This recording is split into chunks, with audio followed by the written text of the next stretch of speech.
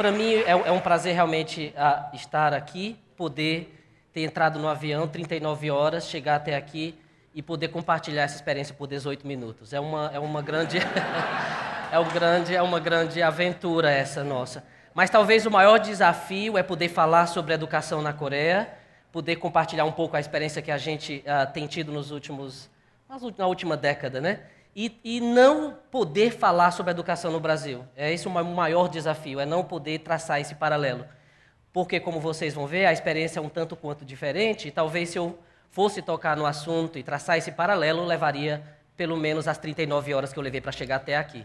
Então, a gente começa mostrando um pouco da história que a Coreia passou, e esse foi o foco do meu estudo, é poder mostrar todo esse percurso que um país fez, é falar de um povo, de uma história, de uma cultura milenar, nesses poucos 16,56 minutos que eu tenho, para poder, talvez, entender o que aconteceu nesse processo histórico que levou a Coreia a chegar ao que é hoje. Mas, só para vocês terem uma ideia, né, a gente olhando para trás e ver o que aconteceu em 1960, um país paupérrimo, que sofreu uma devastadora invasão, ocupações ininterruptas de países, né, seja Mongólia, China, Japão, não somente esse histórico, né, de invasões, que países do mundo, tantos países do mundo também sofreram esse tipo de invasão ou de conquista, né, tão perversa, mas a Coreia ela conseguiu passar por essa fase histórica, né, talvez mostrando para o mundo que devastado de uma guerra, esse passado histórico poderia ser transformado, de certa forma, em tão pouco tempo. Eu acho que a maior conquista que o povo coreano tem para compartilhar com o mundo hoje é poder ter passado por toda essa história, né, de ocupação, de invasão, de devastação, de um genocídio cultural que a Coreia passou com a invasão do Japão, perdendo tantos dos valores culturais que eles tinham, perdendo a própria identificação cultural, a própria língua, né, os nomes em que cada indivíduo tinha. Essa identidade cultural foi destruída, né, depois da invasão. Mas só para a gente ter uma ideia de como isso aconteceu e do fascínio que é para a gente poder fazer parte dessa história, né? Na realidade, em 11 anos, eu vi isso acontecer, eu vejo isso acontecer. Eu moro na cidade do futuro, onde está sendo construída, né, uma grande, talvez, um momento histórico, o maior projeto urbano que a humanidade já teve a ousadia de construir, e eu faço parte desse momento histórico, né? Se sentir pioneiro, se sentir, de certa forma, fazedor de história, isso realmente é uma experiência fascinante. O objetivo meu aqui é poder compartilhar um pouquinho de como isso aconteceu e quais foram, talvez, esses elementos que ajudou a Coreia a chegar ao ponto que chegou hoje. Para vocês terem uma ideia, em 1960, ontem, né, a Coreia tinha um PIB tão baixo, né, de uma pobreza, né, se a gente fosse talvez comparar hoje, eu coloquei aqui Afeganistão como um exemplo de país que a Coreia estava bem mais pobre nos anos 60, né, e que chegou aonde chegou hoje, dando essa grande lição de progresso econômico, né, por conta de um elemento, talvez, que a gente precisa, de certa forma, entender aqui. Para poder passar por essa aventura histórica que a Coreia passou, eu tentei aqui, pelo menos em 4 momentos históricos, né, que o povo coreano enfrentou durante digamos, né, nesse período de início da educação formal, né, o povo inteiro coreano foi submetido, de certa forma, desde o período ainda das dinastias coreanas, em que as famílias reais ofereciam àquela grande, pouca e tão limitada elite, né, o acesso à educação, que é um exemplo, talvez, que a gente também passou aqui no Brasil e todos os povos do mundo. Então, pouquíssimos tinham acesso a essa revolução que aconteceria tantos poucos anos depois. Com a ocupação japonesa, como eu falei, a cultura, não somente a cultura, mas a educação como um todo, a grade curricular, as línguas faladas, tudo foi tão controlado e tão devastadoramente, né, dizimado do povo coreano que esses elementos talvez justificaria um país que jamais pensou em chegar onde chegou.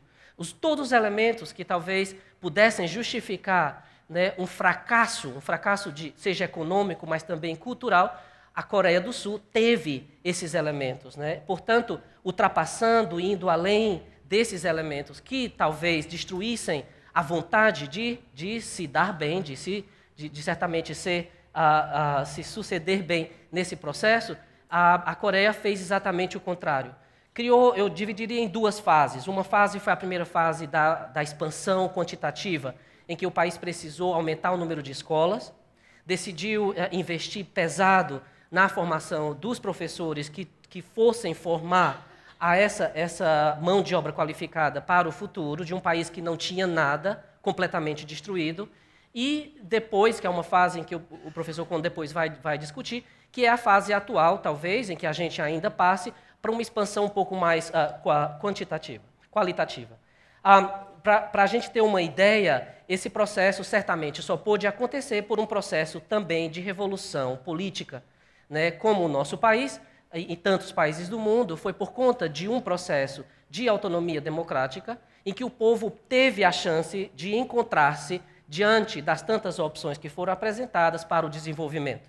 Né? Esse progresso, digamos, esse sucesso econômico que a Coreia do Sul passou, se deu por conta, sem dúvida, de um foco, de uma prioridade que foi dada antes de se pensar quais seriam as áreas de desenvolvimento econômico que o país iria investir no futuro, antes de decidir essas investiduras, né, do ponto de vista de política federal, foi a decisão de investir naquilo, a única opção que o país tinha na época, que era a educação. E esse processo, né, esse ciclo que eu tentei criar aqui, ela levou a educação a ser o foco desse progresso econômico, mas foi também por conta da educação que levou a reinvestir no próprio desenvolvimento. Da educação, o foco dado como política nacional à educação foi por conta desse progresso também do sistema educacional que levou a Coreia a crescer, a desenvolver. E é hoje, voltando para as fases históricas que o país enfrentou, é hoje voltando a essa fase de expansão também qualitativa que a Coreia resolveu, de certa forma, investir no momento. A única certeza que o governo federal coreano tinha, ainda nos anos 60, nos anos 70, que foi do período de expansão econômica do país, é que precisaria de uma educação de qualidade. Não tinha nenhuma outra dúvida, não tinha nenhuma outra prioridade no governo, além de investir pesado na educação de qualidade. Não somente a educação como um todo, oferecendo uma educação universal, em que todas as crianças tinham acesso a uma educação mais formal, mas aquela educação só poderia subsistir, só poderia ser sustentável se fosse uma educação de qualidade. Tantos desses fatores a gente poderia passar horas comentando, a demanda de mão de obra qualificada, por exemplo. Quando o país decidiu, ainda nos anos 70, de investir pesado nas áreas em que o mundo inteiro não se preocupava na época, como a indústria pesada, da indústria pesada à indústria daquilo menor que se pode criar, como um microchip. Então, a gente sempre fala, né, do navio, de um carro, que a Coreia tanto investe até hoje, a essa nanotecnologia. Então, essas eram as áreas que nos anos 70 não se discutiam ainda, pelo menos a nível de Ásia, né, na época claro, o Japão competia já com certas áreas da tecnologia, mas o governo coreano entendeu que era preciso investir e chegar a ser número 1 em áreas que o mundo inteiro não se preocupava na época. O sistema educacional ele foi consequência, essa expansão aconteceu como consequência da necessidade de uma mão de obra tão qualificada que precisava para essas indústrias nascentes na época. Existe um fator na cultura coreana que me fascinou na época do meu mestrado como educador internacional, que eu queria aprender. Sempre quem estuda educação internacional, economia internacional, o caso Coreia sempre é discutido do ponto de vista do sucesso que atingiu em tão pouco tempo e dos desafios que acontecem até hoje.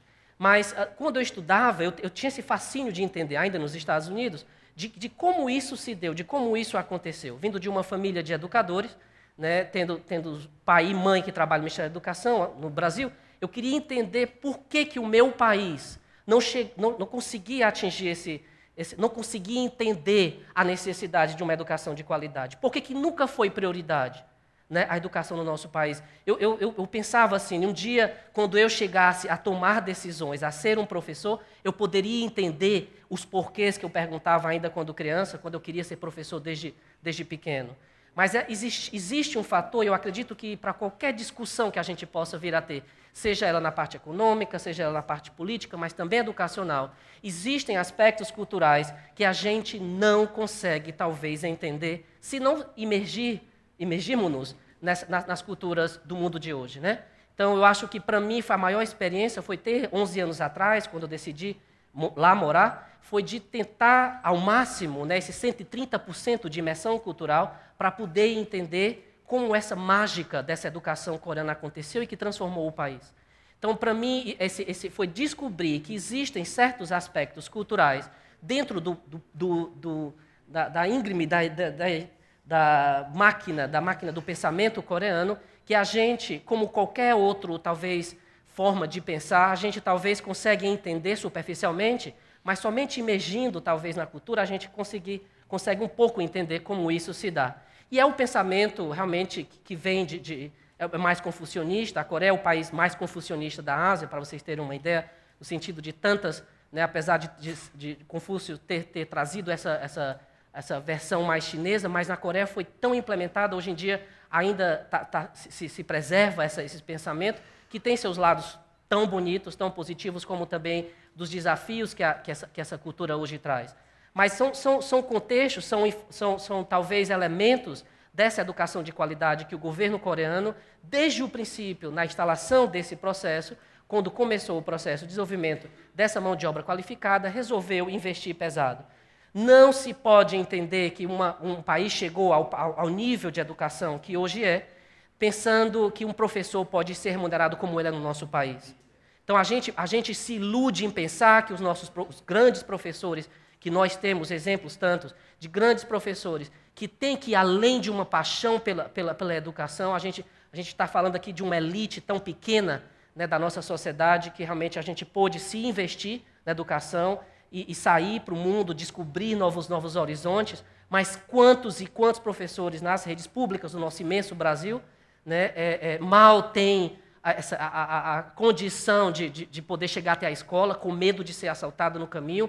Quer dizer, que nível de vida, como a gente tem a ousadia, talvez, de querer exigir do professor nosso de escola pública essa educação de qualidade. Então, o governo coreano, desde o princípio, entendeu que é preciso traduzir essa prioridade na educação em tudo aquilo que fazia, que é exatamente o contrário do nosso país.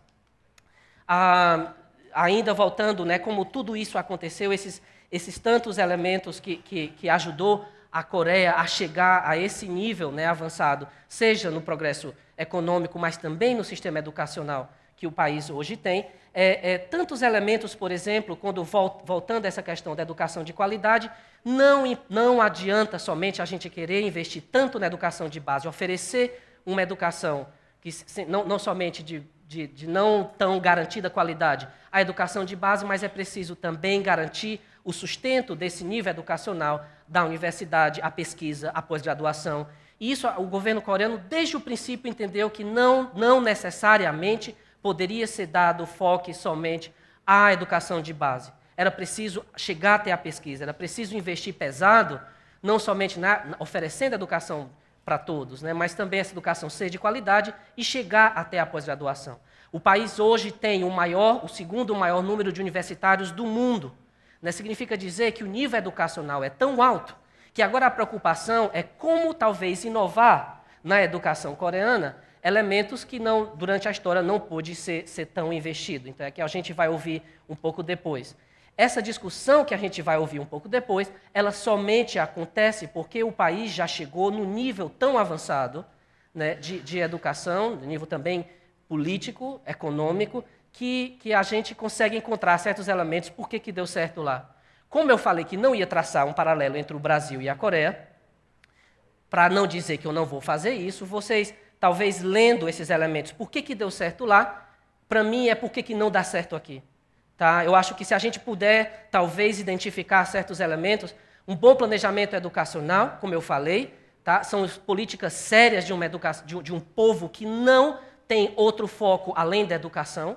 Não existe nenhuma prioridade, seja de família, do governo, do professor, de poder formar de poder oferecer essa educação de qualidade, tá? Em qualquer nível que a gente possa se referir. Número 2, atenção à educação de base, comércio superior, que eu falei. Uma remuneração digna do professor. O professor é tratado, claro, historicamente, como membro da família real. A gente entra numa sala de aula, é reverenciado pelo aluno.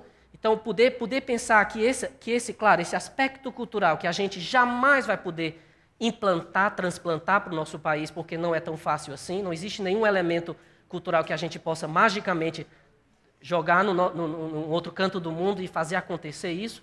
Existem, sim, tantas e tantos desses elementos que a gente pode adaptar à nossa realidade, a gente pode entender como que poderia, talvez, transplantar isso, adaptando a nossa brasilidade, ao nosso sistema educacional, que hoje tantas discussões hoje apresentadas, que a gente precisa realmente dessa nova revolução, que eu acho que não vai acontecer nunca enquanto o nosso país não tratar isso como prioridade, que nunca foi, e a gente precisa, assim, pensar, quando um governador de um estado tem a audácia de dizer para os professores, em greve há 45 dias, se eles não quiserem trabalhar na escola pública, que vá para a escola privada. Então, quando a gente tem esse nível de político no nosso país, é muito difícil pensar que a gente chega numa educação de qualidade, oferecendo essas escolas de alta qualidade, que têm a estrutura, claro, são escolas de primeiro mundo, mas que têm a qualidade de professores em sala de aula que vão lá por paixão, claro, mas sabem que são remunerados dignamente. Isso a gente precisa realmente, é um mercado de trabalho super exigente, que criou esse maquinário, né, como o nosso país hoje, que tanto precisa de técnicos e pessoas mais especializadas. Eu não poderia cegamente olhar para essa imagem do sistema educacional coreano sem identificar os desafios que tem, que vão ser apresentados hoje também. O maior desafio do povo coreano hoje é porque existe uma febre da educação. O povo é louco pela educação. Então, até para mim é interessante ver isso acontecer, e com o passar dessa década, né, eu vejo que isso nunca deixou de existir, aumenta cada vez mais. Imagine que o desafio do povo coreano é a educação em exagero. O aluno passa tanto tempo na sala de aula que a grande preocupação do professor é porque o aluno fica até de noite na sala de aula. Imagina se a nossa preocupação fosse essa. Eu fico pensando como seria bom se o nosso desafio de hoje é que o aluno chegasse em casa à meia-noite, cansado de tanto ter ficado na sala de aula. Claro que agora a preocupação é como transformar essa educação de uma forma mais inovativa, um pouco mais moderna. Mas sem dúvida, eu acho que essa febre, o exagero da educação coreana, ele aconteceu, de certa forma, paulatinamente, durante esses anos de transformação econômica, e que levou o país, claro, a chegar onde chegou. A era do futuro, para o que precisa, talvez uma globalização dessa educação, os alunos indo para fora, os próximos passos a serem dados, eu acho que os grandes passos que a Coreia tem a dar é talvez tratar essa educação inovando, transformando um pouco mais, usando a tecnologia, sem dúvida, o país de maior conectividade do mundo, utilizar talvez melhor essa tecnologia, a informação, de uma forma talvez mais, não sei, mais prática, mais animadora na sala de aula, que o aluno saia às 11h30 da noite, legalmente pode ficar até às 11h até a meia-noite, eu dei uma aula até às 11h45 da noite aos domingos, mas sair dessa sala de aula talvez tão animado quanto entrou. Eu também tenho um sonho, professor. O meu sonho é poder voltar ao Brasil, eu volto uma vez por ano, e fico 2 semanas em casa, e volto para a Coreia tentando entender como é que o meu país não conseguiu chegar, e não vejo chegar a metade de um nível como a Coreia chegou em tão pouco tempo. O meu sonho é poder voltar para o meu país um dia e dizer... a pergunta é sempre a mesma. Por que você foi para a Coreia? Quanto tempo você vai ficar lá? Quer voltar para o Brasil? Eu nem sei dizer. Eu não sei responder. Sei dizer por que eu fui para lá. Porque eu sonhava em entender essa educação. Voltar para o Brasil, eu só posso voltar para o Brasil, eu acho, um dia, quando eu puder, e eu respondo isso sempre, quando eu tiver a chance de poder tomar decisões. Porque eu não consigo fazer parte de uma comunidade que talvez reclama, como a gente ouviu hoje, fica nessa reclamação eterna de ver as coisas acontecerem e não poder transformar. A minha maior revolta como educador é não poder voltar para o meu país aos natais, né, e passar essas 2 semanas com o povo que eu mais amo, né, que são os meus pais e minha família, e poder entender, existiu uma mudança no Brasil. Aconteceu alguma coisa assim. São 11, quer dizer, acho que 13, 14 anos que eu já saí do Brasil, mais 11 anos na Coreia, que eu volto e essa história, esse sonho que eu tanto sonho, né, não aconteceu. Mas, para terminar, contando como valeu a pena essas 39 horas para chegar até aqui. Porque a gente pode entender como uma revolução aconteceu, o que a gente precisa, talvez, para fazer essa revolução acontecer no nosso país e poder sonhar junto. Então, a minha vontade é dizer para vocês, o meu sonho é poder ter essa chance, né, de compartilhar essas experiências e a gente poder sonhar junto com um Brasil que talvez chegue um pouco tanto quanto parecido com a Coreia. Obrigado.